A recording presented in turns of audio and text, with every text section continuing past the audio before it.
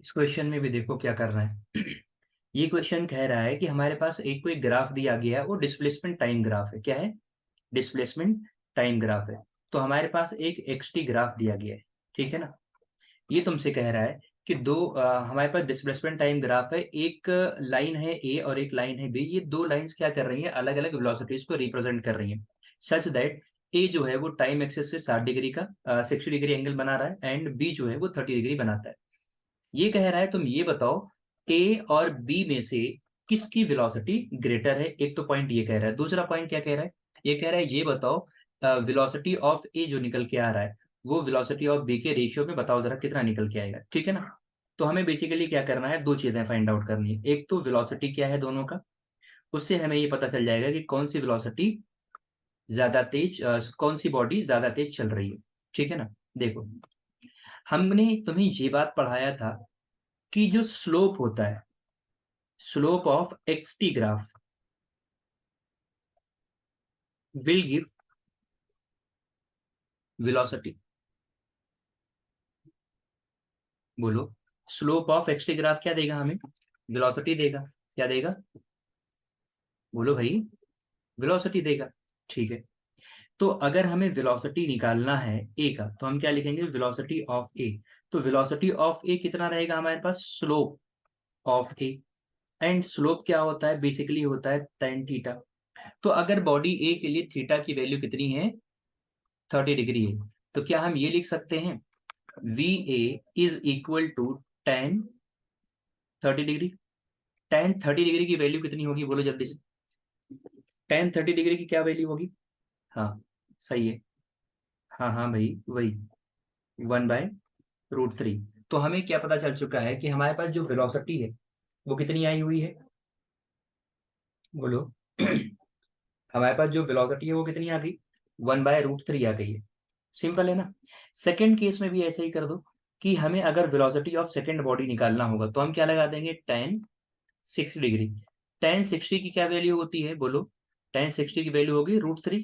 तो एक तो बात हमें ये पता चला कि वी ए की वेलोसिटी जो है, वेलोसिटी वी ए जो है एंड वेलोसिटी वी बी है वो क्या है? एक है 1/√3 मीटर पर सेकंड, जाहिर सी बात है रहेगा। एंड वी बी जो निकल के आएगा वो आएगा √3 मीटर पर सेकंड, है ना।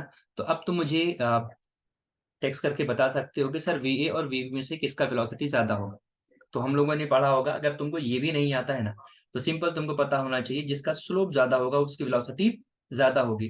तो देखो जरा ग्राफ को देख करके बताओ, इसकी वेलोसिटी ज्यादा होगी या इसकी? ये मुझे तुम बताओगे, ठीक है ना। मैंने तुम्हें बता दिया, दो वेलोसिटी लिखी भी है यहाँ पर वैल्यूज। तुम बस बताओ ए इज ग्रेटर और बी। सेकेंड पॉइंट कह रहा है कि तुम हमें V A upon V B का रेशियो बताओ। तो हम निकाल लेते हैं भाई। ये रहेगा 1/√3 और अपॉन में हो जाएगा √3। तो जाहिर सी बात है ये लिखा जाएगा 1/√3 इंटू √3। It means 1/3। और इसका कोई यूनिट होगा नहीं। तो जो V A is to V B आएगा, इट मीन्स जो हमारे पास में वी ए वी बी का रेशियो बनेगा, वी ए इज टू जो वी बी बनेगा वो क्या बनेगा? 1:3 बन जाएगा। बात समझ में आ गया ना। तो ये तुम्हारा सॉल्यूशन है। नेक्स्ट क्वेश्चन जल्दी बताओ। हाँ, तो ये एक फाउंडेशन बैच में किसी बच्चे ने एक क्वेश्चन भेजा है। Displacement of a body is given to be proportional to the cube of time elapsed. What is the nature of acceleration of body? देखो, ये छोटा सा क्वेश्चन है बट कितना ट्रिकी है तो देखो जरा। हमने तुम लोगों को ये बात बताई हुई है कि अगर हमारे पास में x डिस्प्लेसमेंट है ना, और इसको अगर हम डिफरेंशिएट कर दें, इट मीन्स dx/dt लिखते हैं, तो ये हमें वेलोसिटी देगा। क्या देगा? वेलोसिटी। एंड इस वेलोसिटी को अगर हम डिफरेंशिएट करते हैं, इट मीन्स dv/dt करते हैं, तो ये हमें देगा एक्सेलरेशन। ये बात तो सबको पता है। बात समझ में आया ना? ठीक है। आ जाओ क्वेश्चन पे वापस। क्वेश्चन कह रहा है displacement of a body is given to be proportional to the cube of time elapsed. मतलब इलैप्स्ड, टाइम इलैप्स्ड कहने का मतलब होता है दो इवेंट के बीच का जो टाइम लगेगा, जो टाइम जाएगा वो। अकॉर्डिंग टू क्वेश्चन अगर हम लोग चेक करें तो देखो क्वेश्चन में दिया गया है displacement of a body is proportional to the cube of time. It means if x is the displacement and t is time, then x is directly proportional to t raise to 3। अच्छा, चलो देखो, जब भी हम इस proportionality sign को हटाते हैं तब हम लिख देते हैं इसको एक कांस्टेंट, और वो कांस्टेंट बनेगा के, और यहाँ पर एक रिलेशन आएगा x is directly proportional to K T cube. ठीक है, अब कुछ नहीं करना है, तुमको dx बाई dt निकाल लेना है। तो dx बाई dt जैसा ही करोगे तो तुम्हें ये मिल जाएगा वेलोसिटी। क्या मिलेगा? तुम्हें मिलेगा वेलोसिटी। तो वेलोसिटी का नेचर कैसा रहेगा वो देख लो जरा। dx बाई dt करोगे तो इसको ऐसे लिखो, और यहाँ पर लिखो कैसा, k, और लिखो टी क्यूब। इसको डिफ्रेंशिएट करोगे तो k बाहर आ जाएगा, एंड टी क्यूब का डिफ्रेंशिएशन क्या बनेगा? 3t² बनेगा। तो 3 को यहाँ पर लिख देते हैं और t² यहाँ पर लिख देते हैं। तो जो बेसिकली हमारे पास वेलोसिटी बनेगा, तो उस वेलोसिटी को अगर हम लोग क्या कह दें, v कह देते हैं, तो v बनेगा 3kt²। इसका मतलब क्या है कि वेलोसिटी जो है वो डायरेक्टली प्रोपोर्शनल है t² के। अब ये तो पूछा नहीं हमसे, इसने पूछा nature of acceleration of body क्या होगा, लेकिन फिर भी अगर ध्यान से तुम देखो तो हमने क्या कर दिया, नेचर ऑफ वेलोसिटी हमने क्या कर दिया, बॉडी का फाइंड आउट कर दिया है कि वो कुछ इस तरह से चलेगा। वापस आ जाओ, जरा देखते हैं एक्सेलरेशन को। अगेन देखो जरा पार्ट 2 में क्या है। एक्सेलरेशन का कॉन्सेप्ट जब चलेगा तो ये बात तुम्हें पता है, एक्सेलरेशन के अंदर हम क्या लिखेंगे, एक्सेलरेशन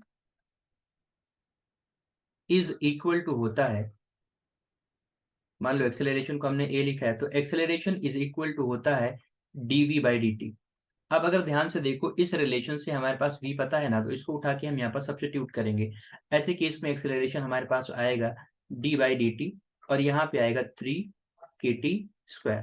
अगेन यहाँ पर 3kt को हम क्या लेंगे, 3k को बाहर लेंगे और डिफरेंशिएट कर देंगे किसको, d by dt and t² को। ये बन जाएगा पता है कितना, 6k। क्या बनेगा, 6kt। यानी कि हमारे पास जो वेलोसिटी निकल के आई है ना, वो वेलोसिटी हमारे पास बन गई है, सॉरी एक्सेलरेशन बन गया है हमारे पास में 6kt। अब ध्यान से देखो, ये दोनों है कांस्टेंट, तो एक्सेलरेशन और टाइम में क्या आ जाएगा relation, a is directly proportional to t। तो what is the nature of acceleration of body में क्या आ जाएगा कि जैसे जैसे हमारे पास टाइम बढ़ेगा वैसे वैसे हमारे पास क्या होगा, वेलोसिटी बढ़ेगा। तो acceleration increases uniformly with time, हम ये लिख सकते हैं। It means acceleration will increase uniformly with time। Point समझ में आ गया? ये है छोटे छोटे क्वेश्चंस। मैं बार बार क्यों कहता हूँ तुमको फाउंडेशन बैच में बैठा करो, इसी वजह से कहता हूँ। जब तुम फाउंडेशन में बैच में बैठते हो ना, तो तुमको मैं तुम्हें बेसिकली वो चीजें बताता हूँ जो नीट या जेडब्ल्यू लेवल को आगे बढ़ने के लिए ना, उसमें ना बेस की जो जरूरत पड़ती है ना, उसकी बातें हम लोग करते हैं किसमें, फाउंडेशन बैच में।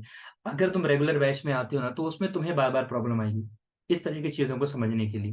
बात समझ आ रहा है ना? तो बेसिकली इसीलिए मैं बार बार कहता हूँ कि तुम फाउंडेशन बैच में बैठो। ओके।